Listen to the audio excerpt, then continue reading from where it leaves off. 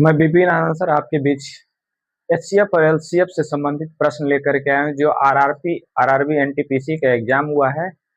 इस प्रकार के लगभग 25 प्रश्न पूछे गए हैं। तो आइए हम लोग एक दो प्रश्नों को हल करते हैं कि किस तरीके से इस प्रश्न को हल किया जा सकता है। दिया हुआ है कि दो संख्याओं का एचसीएफ दिया हुआ है, ठीक है। एचसीएफ यानी महत्तम समावर्तक दिया हुआ है, एलसीएम दिया हुआ है। हम लोग फार्मूला जानते हैं कि एचसीएफ इंटू एलसीएम बराबर एक संख्या गुना दूसरी संख्या होती है, एक संख्या गुना दूसरी संख्या।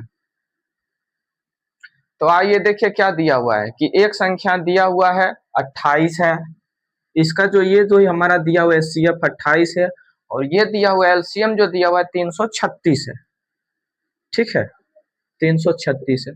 एक संख्या दिया हुआ है हमारा 112 है, 112 है, दूसरी संख्या को हम लोग x मान लेंगे, ठीक है। तो देखिए ये कट कैंसिल हो जाएगा 3 बार में, और x का वैल्यू क्या हो जाएगा 28 गुना 3 कर दिए, यानी x का जो वैल्यू निकल रहा है यह हमारा आंसर हो जाएगा।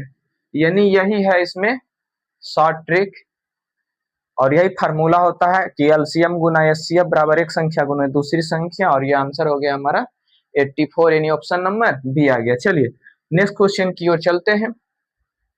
दूसरा दिया हुआ है कि दो संख्याओं का जो है एचसीएफ एलसीएम 4 और 26 है।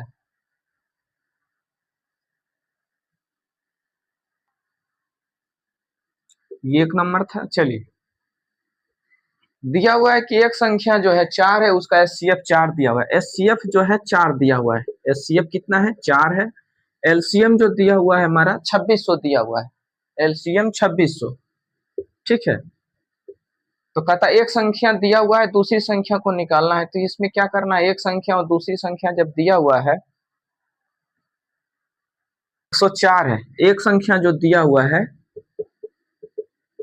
104 है, तो दूसरी संख्या निकालिए, दूसरी संख्या बराबर 8। तो क्या होगा formula, HCF into LCM, HCF कितना है 4 है, एलसीएम कितना है 2600 है, ठीक है। बटाबर क्या करेंगे,